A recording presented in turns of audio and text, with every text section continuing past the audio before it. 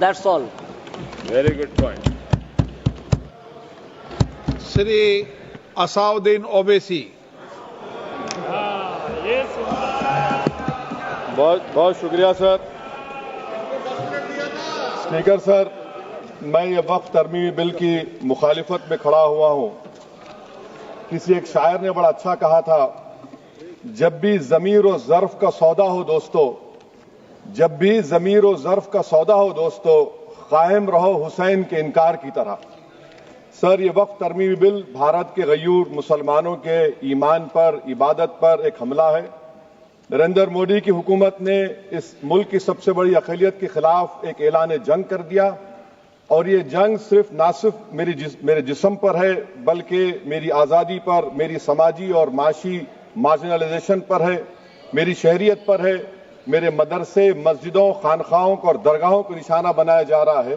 और ये हुकूमत सच्चाई को नहीं बयान कर रही है कि ये तरमीमी बिल से मुसलमानों का तहफ़्फ़ुज़, तरक्की और गुर्बत का खात्मा होगा। ये सरासर झूठ है। सर, अगर आप आइन के आर्टिकल 14 को देखेंगे तो उसमें लिखा हुआ है इक्वल प्रोटेक्शन। अब आप देख लीजिए सर कि हिंदू, सिख और जैन को और बौद्ध को उनके एंडोमेंट में तहफ़्फ़ुज़ मिलेगा, क्योंकि उनका एंडोमेंट बाय यूजर बरकरार है और उनका एडमिनिस्ट्रेशन उनके हाथ में होगा। कि गैर हिंदू या गैर उनके मजहब का आदमी दान भी दे सकता है उनके लिए, और एंडोमेंट बोर्ड का तहफ़्फ़ुज़ भी मिलेगा, क्योंकि उसके ऊपर ओवरराइडिंग क्लॉज अप्लाई नहीं होगा, लिमिटेशन का कानून उस पर अप्लाई नहीं होगा। उसके बरक्स ऑपोजिट आप देख लीजिए, मुस्लिम वक्फ को वक्फ बाय यूजर निकाल दिया गया। एक मुस्लिम वक्फ की जायदाद पर कब्जा होगा, लिमिटेशन लगेगा, तो जो एनक्रोचर है, जो खाबिज है, वो रातों रात मालिक बन जाएगा और एक गैर मुस्लिम वक्फ बोर्ड को एडमिनिस्टर करेगा। ये आर्टिकल 14 के इक्वल प्रोटेक्शन का वायलेशन। अब आर्टिकल 14 में सर इक्वालिटी बिफोर लॉ भी है, और उसका कैसा वायलेशन हो रहा है कि कोई आर्बिट्ररी स्टेप नहीं ले सकता, और कोई भी ऑफिशियल किसी भी तरीके से गलत आर्बिट्ररी फैसला नहीं लेगा। यहां पर आप एक डेजिग्नेटेड ऑफिसर को रखकर वो फैसला लेगा कि ये जायदाद वक्फ की है, गवर्नमेंट की है। क्या ये प्रिंसिपल्स ऑफ नेचुरल के खिलाफ नहीं है, जिसका तकर्रुर एग्जीक्यूटिव करती है? ये हमारे theory of separation of powers, Bharat के आइन का बेसिक स्ट्रक्चर का हिस्सा है। क्या इसका वायलेशन नहीं है? सर, आर्टिकल 25 का वायलेशन कैसे है कि आप मुसलमानों से वक्फ बाय यूजर छीन रहे हैं और फिर आप कर्ब कर रहे हैं वक्फ वाल औलाद को, मगर वहीं पर दूसरे धर्म के मानने वालों को उनके मजहब पर चलने की पूरी इजाजत है। लफ्ज जो आर्टिकल 25 में इस्तेमाल हुआ सर, वो इक्वली एंटाइटल्ड, यहां पर मुसलमानों के इक्वल एंटाइटल्ड नहीं हो रहा। अभी हम गृह मंत्री का, वजीर दाखिला का यहां पर उनका हमने तकरीर सुनी, यहां पर वो ये कहते हैं, वजीर दाखिला, शायद वो कटमुल्ला की जबान ना कह दें, वजीर दाखिला कहने पर वजीर दाखिला ने अपने बयान में कहा कि बोर्ड और काउंसिल जो होगा वो माने वक्फ इस्लाम से अलग है। सर, अगर ये बात सच है आपकी, तो फिर आपको यह कानून बनाने की जरूरत ही नहीं है। आप एक नॉन स्टैट्यूटरी बॉडी बना दीजिए। ये जो कानून बन रहा है ना सर, ये आर्टिकल 26 इसका सोर्स है, और आर्टिकल 26 जब इसका सोर्स है तो आर्टिकल 26 का ABCD क्या कहता है कि रिलीजियस डिनोमिनेशन को अपने मजहब के अफेयर्स खुद चलाना, मूवेबल इमूवेबल प्रॉपर्टी को लेना और एडमिनिस्टर करना। जब हिंदू धर्म को, बौद्ध धर्म को, सिखों को यह राइट दिया गया है, तो आप कैसे मुसलमानों से छीन रहे हैं? तो यह आर्टिकल 26 का ग्रेव वायलेशन है। तो सर, अब वक्फ बाय यूजर का मामला देखिए, मिनिस्टर साहब ने कहा कि एंक्रोचमेंट हो रहा है, 17,000 एंक्रोचमेंट हुए हैं। तो यही नरेंद्र मोदी की हुकूमत ने 2014 में उस वक्त के मंत्री ने एक Waqf properties eviction of unauthorised occupants bill को इंट्रोड्यूस किया। आपने विड्रॉ कर लिया 2024 में उसको। क्यों विड्रॉ किया सर आपने?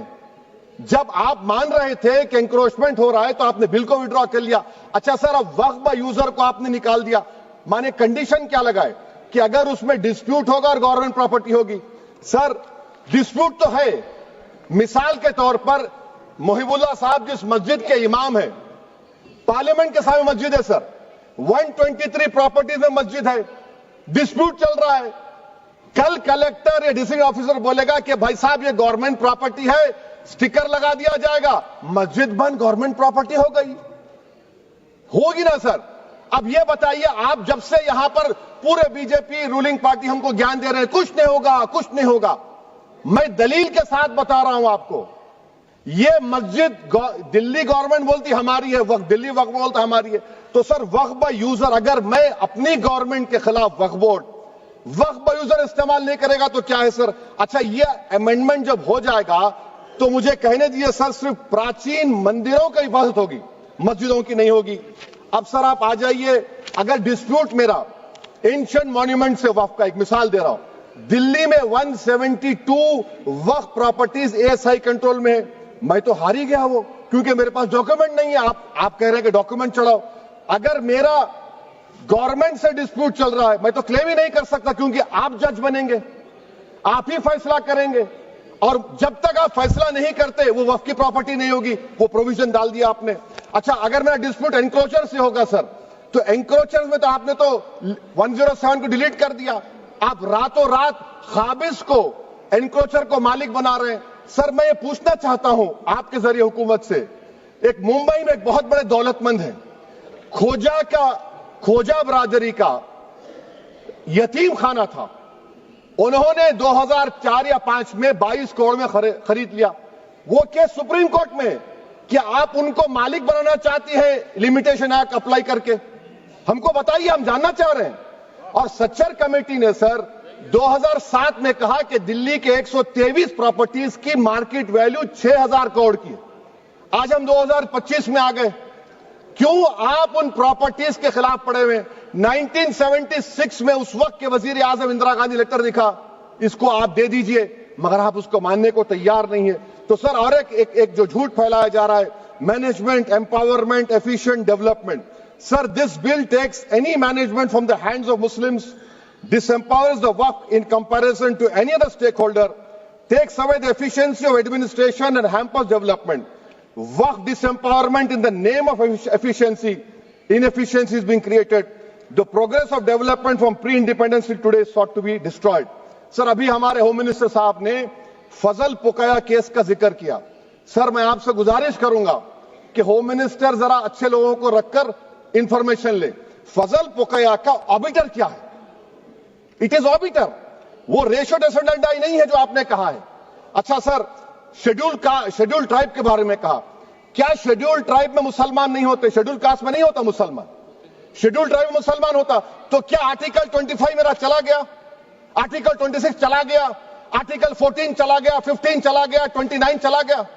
लक्षद्वीप का एक मुसलमान एमपी है, क्या उसको राइट नहीं है क्योंकि ट्राइबल है? क्या कह रहे हैं आप? इस ऐवान को क्यों गुमराह कर रहे हैं आप शेड्यूल ट्राइब के नाम पर?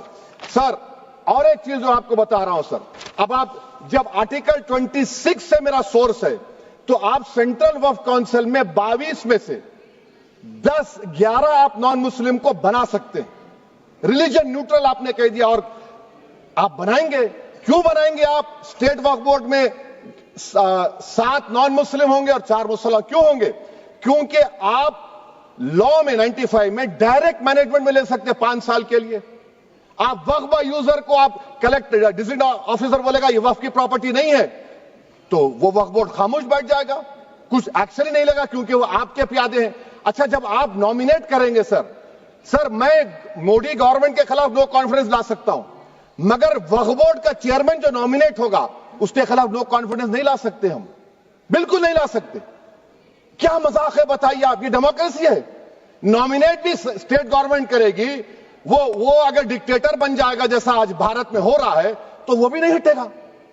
कम से कम यहां पर तो इलेक्शन है, वहां पर तो आप 5 साल झेलते रहो उसको। अच्छा सर, अब ये जो क्लॉज 11 और क्लॉज 9 आप 16AA से देखिए, where the qualification of the members of the board has been limited only to 3 categories contained in 14(1)(c). Intention is very clear that the majority is to be packed with non-Muslims. So who will defend my interests, sir?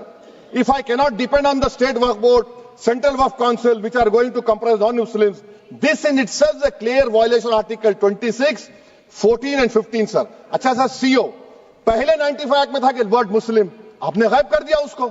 अरे आखिर क्यों इतनी नफरत है आपके लफ्ज मुसलमान से? अच्छा फिर क्या कह रहे हैं आप कि ये भी आर्टिकल 26 का वायलेशन है।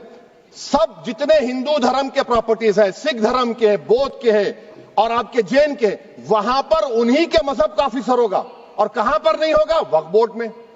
वक्फ board is a pure religious institution, इसको समझने की जरूरत है। तो आप ये कर दे रहे हैं सर। अच्छा सर आप देखिए, अब आप आ जाइए ये ट्राइब्यूनल पर। मुझे समझ में नहीं आया सर कि हमारे होम मिनिस्टर वजीर दाखिला ने क्या कह दिया कि 2013 का जो कानून है वो नहीं बनता तो हम नहीं लेके आते।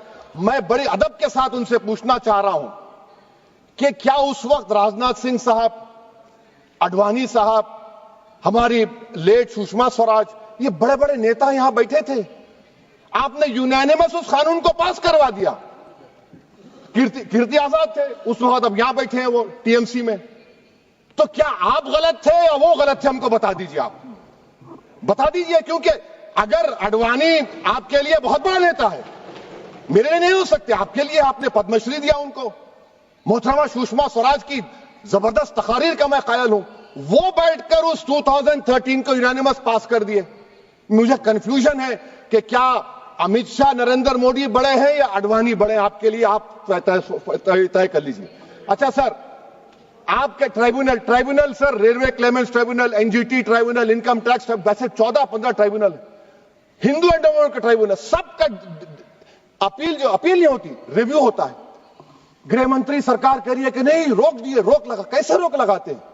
रिव्यू और अपील में तो फर्क होता है ना सर। आप ही कह रहे हैं कि पूरे कोर्ट्स में बैकलॉग है और आप अपील कर रहे हैं। अच्छा सर, रिटायर्ड डिस्ट्रिक्ट जज 95 में सिटिंग डिस्ट्रिक्ट जज था, जो एडमिनिस्ट्रेटिव कंट्रोल था सीजीआई साहब, उसको निकाल दिए। अच्छा सर, अब आप अभी हमारे मंत्री साहब ने कहा trust, sir Shri Sai Baba trust 2004, वो ये कहता है जो ऑफिसर उसमें काम करता उसको साई बाबा का डिवोटी होने चाहिए और उसको डिक्लेरेशन लिख के देना पड़ेगा। यहां पर हो रहा तो यहां पर क्यों नहीं हो रहा? अच्छा सर, आप फिर देख लीजिए, ये आपका हो गया सर। हां, अब अमित शाह साहब ने सेक्शन 2A के बारे में कहा और उन्होंने इस बात का इकरार कर लिया कि दाऊदी बोहरा के लिए यह बनाया गया है। मगर मैं आपके जरिए से गवर्नमेंट से पूछना चाह रहा हूं, आपने तो उस प्रोवाइजो में दाऊदी बोहरा का नाम ही नहीं लिखा। आपने उनको भी थैंक यू कर दिया, उनका नाम क्यों नहीं लिखा आपने? और सर, और गवर्नमेंट क्या कर रही है? आप मुस्लिम समाज में जो बेकार किस्म के लोग हैं उनको एक रास्ता बना रहे हैं, एग्जिट दिखा रहे हैं कि तुम्हें वक्त से बचना है तो तुम्हें ट्रस्ट बना लो। ये क्या कर रहे हैं सर आप? कम से कम उन दाऊदी बोहरा को आप दे देते। अच्छा sir, clause 3V section 36 clause 18 देख लीजिए। Oral Waqf, oral appointment has sought to be discontinued even though it is recognized practice in Islam. Muslim personal law has recognized oral waqf and 1937 Shariat Application Act. Sir आप clause 39 पर आ जाइए। 5 साल के लिए मुसलमान। मैं किरण रिजिजू से पूछना चाहता हूं, सर दाढ़ी रखे तो मुसलमान प्रैक्टिसिंग है या क्लीन शेव आपकी तरह है? तो बताइए हमको, प्रैक्टिसिंग क्या होगा? अच्छा, किसी को पकड़ के मॉब लिंच कर दिया और बोले कि JSR का नारा लगाया, और वो JSR का नारा लगाया तो क्या मुसलमान रहेगा? नहीं रहेगा। या फिर देश के प्रधानमंत्री ने कहा था कपड़े देखकर पहचानो, तो क्या कपड़े देखकर आप कह देंगे? अच्छा, अगर कोई क्रिश्चियन हिंदू धर्म कबूल करता है तो क्या वो मंदिर को नहीं दे सकता प्रॉपर्टी? फिर भारत के संविधान में आर्टिकल 300 क्यों है सर? राइट टू इक्वालिटी क्यों है? फ्रीडम ऑफ रिलीजन क्यों है? 5 साल कहां से लाएंगे? अच्छा सर, और एक चीज सर, और एक चीज मैं आपको बोल के खत्म कर दूंगा सर। इस बिल में वक्फ औलाद का सर, इसमें आप देखिए clause 432, the creation of waqf aulad shall not result in denial of inherent rights to heirs including women heirs और द वाकिफ और the right of person. Sir ये आर्टिकल 25 का वायलेशन है, शरीयत एप्लीकेशन एक्ट 37 का वायलेशन, आर्टिकल 300A का वायलेशन है। अच्छा, हिंदू धर्म में सेल्फ एक्वायर्ड प्रॉपर्टी को एक हिंदू, अब उसके फर्ज के 2 बच्चे हैं, वो एक को अपनी पूरी दौलत दे सकता है, कोई रोक टोक नहीं है। वो कहेगा नहीं मैं घर के बच्चों को नहीं दूंगा, मोहल्ले के गरीब को दे दूंगा, वो भी कोई रोक टोक नहीं है। वहां पर आपको बच्चों की फिक्र नहीं है। जब मैं अपनी प्रॉपर्टी को अल्लाह को नालिक बनाकर दे रहा हूं, आप कह रहे बच्चियों की फिक्र नहीं है, इतनी मोहब्बत आप बिल्किस बानो से दिखा देते तो आपके लिए दुआएं देती आपके लिए। तो सर आप दूसरी बात आप देख लीजिए सर, आखिरी बात कहकर मैं अपनी बात को मुकम्मल कर रहा हूं सर। नहीं खैर मैं मुकम्मल कर रहा हूं, स्पीकर साहब बहुत टाइम दे दिए। सर आप देखिए इसमें अमित शाह साहब बोले कि इतनी प्रॉपर्टीज का कब्जा हुआ, चोरी हुई, ये हुआ। सर क्लॉज 2652A सेक्शन, अगर कोई प्रॉपर्टी बेचता है 2 साल की सजा थी, आपने क्या कर दिया, उसको 6 महीने कर दिया। नॉन बेलेबल था, आपने बेलेबल कर दिया। सेक्शन 40 की बात करते हैं, सेक्शन 40 में सर हमको जो ज्वाइंट वर्किंग कमेटी का जो नोट्स दिए, उसमें मिनिस्ट्री ऑफ माइनॉरिटी अफेयर्स ने कहा कि 30 साल में 515 केसेस सेक्शन 40 के, और सिर्फ 8 लोग कोर्ट को गए। वक्फ यूजर का कानून तेलंगाना आंध्रा में है, सेक्शन 40 का कानून तमिलनाडु 63 है, आंध्र प्रदेश में 43 है। और सर आप डायरेक्शन दे रहे हैं, अच्छा क्लॉज 4218B देखिए सर, आप रूल बना रहे हैं, कोऑपरेटिव फेडरलिज्म के खिलाफ है, इतना रूल बना रहे हैं। और आखिर में सर मैं आपको बताना चाह रहा हूं स्पीकर साहब, ये बिल का मकसद सिर्फ मुसलमानों को जलील और रुस्वा करना है, मुसलमानों को दूसरे दर्जे का शहरी बनाने का इनका मकसद है। सर अगर आप हिस्ट्री को पढ़ेंगे तो महात्मा गांधी उस वक्त के व्हाइट अफ्रीका में सफेद फार्म अफ्रीका के कानून को महात्मा गांधी ने कहा था कि ये मेरा कॉन्शियंस इसको मानता नहीं है, मैं इस कानून को कबूल नहीं करता हूं। तो महात्मा गांधी ने क्या किया, उन्होंने उस कानून को फाड़ दिया। तो मैं गांधी की तरह इस कानून को फाड़ता हूं, ये अनकॉन्स्टिट्यूशनल है सर। इस देश में झगड़े पैदा करने का काम बीजेपी करना चाहती है मस्जिद और मंदिर के नाम पर, इसीलिए मैं इसका कंडेम करता हूं। और मैं आपसे गुजारिश करता हूं कि मैंने अपने 10 अमेंडमेंट दी है, आप इसको कबूल करिए सर, मुझे बोलने का मौका दीजिए और उस पर डिवीजन का मैं डिमांड भी करूंगा। Thank you sir.